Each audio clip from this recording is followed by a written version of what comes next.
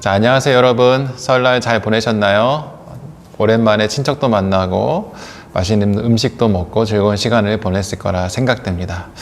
한 주간 좋은 분들도 만나고 교제도 했다면 또 하나님과 어떤 교제를 했는지, 저는 여러분들이 하나님과 어떤 말씀을 나눴는지 그것도 또 궁금한 한 주였습니다. 자, 이번 주는 우리가 또 말씀을 나누게 될 텐데요. 오늘은 마가복음 8장 34절에서 9장 1절까지 말씀을 보고 함께 말씀을 나눠보도록 하겠습니다.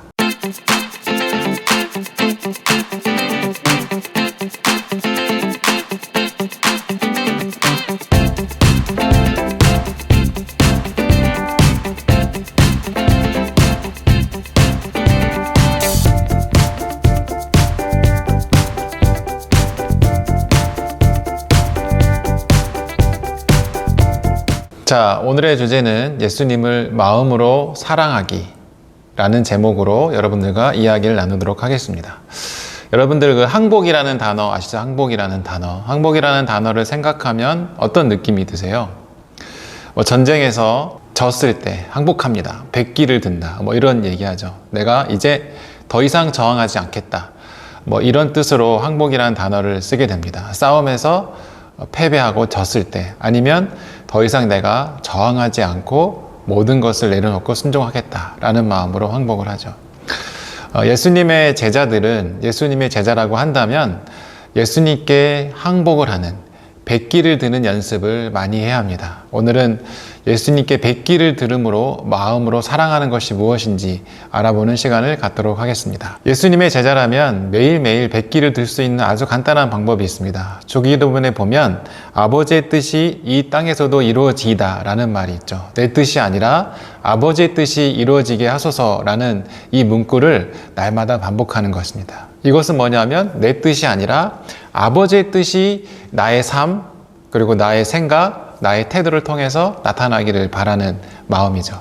이게 예수님의 제자들이 해야 할 순종, 그리고 마음으로 사랑하는 것, 또 항복, 백기를 드는 그런 표현들입니다. 자, 백기를 든다라는 것은 어떤 뜻일까요? 백기를 든다라는 것은 내가 더 이상 저항하지 않겠다. 내가 당신에게 모든 것을 맡기겠다. 이런 뜻이라고 했잖아요. 이것은 마치 우리의 삶을 살아가면서 예수님, 이제 내 갈 길은 내가 잘 모르겠습니다. 예수님께서 나의 갈 길을 인도해 주셔야 제가 갈 수 있습니다 라고 표현하는 것과 같습니다. 나는 갈 길을 잊었습니다. 내가 어떤 방향으로 가야 될지 잘 알지 못합니다 라고 인정하는 것이 바로 예수님께 백기를 드는 것입니다. 제자로서 항복한다는 삶을 산다라는 것은 마냥 행복한 것은 아닙니다. 왜냐하면 항복을 한다라는 것은 뭔가를 내려놔야 되고 두려운 마음을 가져야 되고 불편함이 있는 것입니다. 항복한다는 것은 우리 안에 어떤 상처를 잊게 되며 또 힘든 경험을 하게 되는 것을 말하기도 하는 거죠.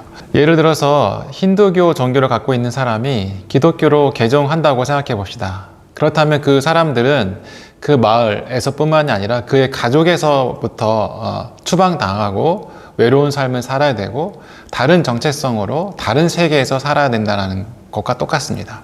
이렇듯 개종을 한다, 종교를 바꾼다라는 것도 어떤 공동체에서 쫓겨나고 추방당한다라는 큰 상처를 감수하고 해야 되는 것처럼 우리가 예수님께 항복한다라는 것은 우리가 갖고 있는 많은 좋은 것들, 또 필요하다고 생각하는 것들을 포기해야지만 하나님께 항복할 수 있다는 것입니다. 그렇기 때문에 우리가 상처를 입기도 하고 또 어려움을 당하기도 하는 것이죠. 이렇게 상처를 입는다라는 것은 많은 두려움, 또 어려움, 또 복잡한 일을 해야 되고 또 아무도 시도하지 않는 일을 용기 내서 해야 된다는 것과 마찬가지입니다. 어쩌면 많은 다른 사람들의 몰이해로 그런 몰이해를 견뎌내야 될 시간도 가져야 되는 거죠.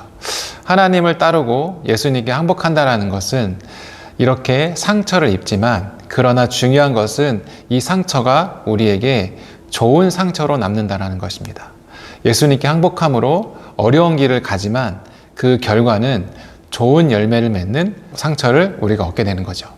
예수님은 복종에 대해서 어떻게 이야기했을까요? 오늘 말씀을 보면 34절에 보면 누구든지 나를 따라오려거든 자기를 부인하고 자기 십자가를 지고 나를 따를 것이니라 라고 말합니다. 이 이야기를 보면 예수님께서 이 삶의 방식을 어떻게 가져가야 되는지에 대해서 말을 하고 있습니다. 자기를 부인하고 자기 십자가를 져야 된다는 것은 우리가 이 세상을 살면서 어떤 삶을 살아야 되는지 말하고 있는 거죠. 많은 사람들, 저를 비롯해서 많은 사람들은 자기 자신을 찾으려고 많은 노력을 합니다. 나는 누구이지? 나는 어떤 사람이지? 내 감정은 무엇이지? 이런 생각들을 하면서 여러 가지 경로를 통해서 자신에 대한 이해를 하려고 합니다. 그러나 예수님께서 이 말씀을 통해서 우리에게 하시고자 하는 뜻은 자기를 부인하라는 거죠. 자기를 부인하고 자기 십자가를 지라는 겁니다.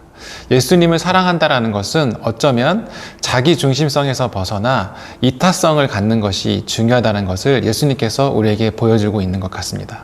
존 스터트는 이런 말을 했습니다. 우리는 오직 섬김을 통해서만 자유를 경험할 수 있다. 우리는 사랑 안에서 자기 자신을 잃어버려야만 자기 자신을 찾을 수 있다. 우리는 자기 중심성에 대해 죽어야만 살 수 있다. 라고 말했습니다. 이처럼 예수님이 말씀하신 자기를 부인한다는 것은 내가 나를 부인하고 다른 사람들, 하나님을 사랑하고 이웃을 사랑하는 예수님의 가르침을 따라서 자기 중심성에서 이타성으로 자기를 변화시켜가는 것을 말하고 있는 거죠. 이것이 곧 자기를 찾는 길이고 이것이 곧 자기에 대한 이해를 하는 가장 빠른 길이라고 예수님은 말씀하고 있습니다. 그리스도인들은 그런 삶을 살아야 된다고 우리에게 계속해서 예수님께서 도전하고 있는 거죠. 예수님께서는 우리에게 마음과 목숨과 뜻을 다하여 하나님을 사랑하고 이웃을 사랑하라고 얘기하고 있습니다. 이것은 전적인 복종을 얘기하는 거죠. 처음에 우리가 얘기했던 것처럼 하나님께 모든 것을 내려놓고 복종한다는 말입니다. 이제 더 이상 내가 할 수 있는 방법을 잘 모르겠어요. 하나님께서 내가 갈 길을 알려주세요 라고 복종하는 태도가 중요합니다. 이 복종에는 여러 가지가 있는데 첫 번째 복종하는 것은 인격적으로 복종하는 것입니다. 인격적으로 복종한다는 것은 마음과 목숨을 다해서 복종한다는 거죠. 마음과 목숨을 다해서 복종한다는 것은 그 대상을 향해서 참된 사랑을 가지고 복종하는 것입니다. 그래서 그 대상을 향한 참된 사랑이 일어날 경우 우리의 정체성까지도 변하게 되는, 그래서 정체성이 변화가 되는 것까지를 경험하는 것이 인격적으로 복종하는 거죠. 정체성이 변화된다는 것은 무슨 말이냐면 마리아와 요셉이 그들이 결혼 생활을 꿈꾸고 서로 약혼하고 삶을 살려고 했을 때 마리아에게 성령님이 나타나셔서 예수님을 성령으로 잉태하게 하는 사건이 일어납니다. 이들에게 있어서는 어떤 계획과 예정된 일이 아닌 정말 뜻밖의 일이 발생하고 그것을 받아들여야 되는 그런 도전에 놓였습니다. 이 두 사람은 성령으로 잉태된 예수님을 받아들이고 순종하기로 결심했습니다. 그때부터 이 둘의 정체성은 바뀌게 되는 거죠. 그냥 그저 평범한 목적을 가지고 살려고 했던 이 부부가 예수님의 부모로 예수님을 키우고 교육하고 이 세상을 구원할 예수님을 보호해야 되는 부모로서의 역할을 하는 그런 부모로서의 정체성을 가지게 되는 거죠. 이처럼 마음과 목숨을 다한다는 것은 우리의 정체성이 변화되어지는, 온 힘을 다해서 정체성이 변화되어지는 것까지 받아들이는 것을 말하고 있습니다. 이것이 바로 인격적으로 복종하는 것을 말하고 있는 거죠.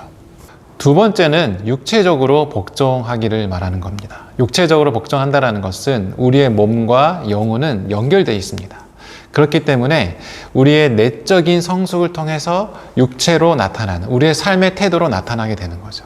근데 이 삶의 태도로 나타난다는 것도 그냥 단순히 우리가 그렇게 해야지 한다고 되는 게 아니죠. 우리가 습관이 들지 않으면, 우리가 익숙해지지 않으면, 또 경건의 훈련을 하지 않으면 육체적인 복종을 하기가 어렵습니다. 그렇기 때문에 육체적으로도 날마다 하나님을 알아가고 하나님 말씀을, 뜻을 따라가기 위해서 우리의 삶을 드려야 되는 것이 중요합니다. 그러나 이 육체적인 복종에 있어서도 균형 잡힌 삶이 중요합니다. 너무 육체적인 쪽으로 마음을 쏟다 보면 어떻게 될까요?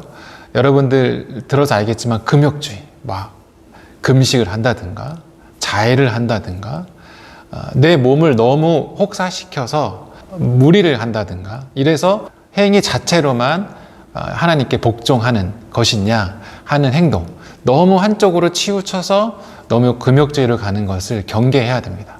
그렇다고 또 너무 육체에 함몰되면 안 된다고 하니까 또 너무 육체는 남몰라라 하고 마음만 중요해라고 하는 그런 잘못된 생각도 버려야 되는 거죠. 균형 잡힌 게 중요하죠. 우리의 마음의 생각들이 육체로 잘 나타날 수 있도록 우리의 마음이 우리의 삶의 태도로 적절하게 잘 나타날 수 있도록 우리의 육체를 잘 다스리는 게 중요합니다. 그렇기 때문에 우리의 삶의 태도가 어떤지 잘 점검하고 어떤 모양으로 드러나고 있는지 확인하는 게 중요하고, 또 그것들이 잘 이루어지지 않는다면 좋은 습관을 들이기 위해서 육체 연습을 하는 것도 필요하죠. 그런데 중요한 것은 다시 한번 얘기하지만 내면의 힘이 발휘가 돼서 육체로 나타나는 것이 중요한 거죠. 내면에는 아무것도 없는 깡통인데 그냥 열심히 봉사만 한다, 그냥 열심히 기도만 한다, 그냥 열심히 예배만 드린다, 내적으로는 아무런 영향을 주지 않는데 행위로만 된다는 것은 전혀 균형 잡힌 복종이 아니라는 거죠. 육체적인 복종은 내면에서의 성숙을 통해서 나타나는 삶의 경건한 변화인 거죠. 그렇기 때문에 우리 육체를 거룩하게 다스리는 게 중요합니다. 헛된 것을 쫓지 않도록 우리를 다 절제하는 거죠. 성적인 유혹에 넘어지지 않도록 우리를 절제하는 거죠. 세상에 어떤 우리를 방탕하게 하는 여러 가지 일들에 노출되지 않도록 우리를 보호하는 거죠. 우리가 절제하고 내면의 힘으로 다른 것들, 하나님이 원하시고 지혜롭게 하시는 것들에 신경을 쓰고 그것들을 하는 데 있어서 우리의 육체를 복종시키는 것, 그것이 중요합니다. 이것은 한 번의 실행으로 되지 않고 날마다 반복함으로 이루어진다는 것을 아셔야 됩니다. 그렇기 때문에 육체의 복종은 아주 작은 습관부터 시작할 수 있다고 생각하면 돼요. 내가 다른 사람들을 사랑해야지 라고 했을 때 내가 가까이 있는 사람부터 생각하고 섬기고 관심을 갖는 것부터 시작하는 거죠. 그것을 내가 행동으로 옮기는 그런 것들을 반복적으로 연습할 때, 마치 우리가 운동을 함으로 우리의 몸을 건강하게 만드는 것, 하루의 운동으로 건강하게 되지 않잖아요. 그래서 매일매일 반복적으로 좋은 운동을 했을 때 건강을 찾고 또 우리의 몸에 또 좋은 균형감을 가질 수 있게 하는 것처럼 육체의 복종도 이와 마찬가지죠. 한 번으로 되지 않고 꾸준히 지속되어지는 습관들이 중요하죠. 그리고 중요한 것은 내적인 힘을 비롯한 지속적인 습관이 중요하다는 겁니다. 이것이 바로 육체적으로 복종하는 거죠. 이렇듯 오늘은 하나님께 또 예수님께 뵙기를 날마다 복종하기로 선택하는 그리스도인의 삶에 대해서 배웠습니다. 무엇을 복종해야 될까요? 인격적으로 복종하는 거고 또 우리 육체적으로 복종하는 거죠. 이것은 뭐냐면 우리의 마음과 온 힘과 우리의 목숨을 다해서 예수님께 복종하는 삶을 살아가야 된다는 것을 말합니다. 제일 중요한 것은 주님, 내가 가야 할 길을 내가 잘 알지 못하니 주님께서 도와주셔야 됩니다. 저는 날마다 주님을 신뢰하고 주님이 뜻하시는 길을 따라가기로 결심했습니다. 라는 여러분들의 내적 소망과 내적 힘이 길러진다면 여러분들의 신앙은, 그리고 여러분들의 삶의 변화는 금방금방 일어날 것이고 그 변화된 열매는 정말 아름다운 그리스도의 삶의 모습으로 일어나게 될 것입니다. 자, 오늘은 이렇게 예수님께 마음으로 복종하기라는 이야기를 나눴습니다. 한 주간 좋은 결심을 통해서 여러분들의 삶의 변화를 이루어갔으면 좋겠습니다. 감사합니다.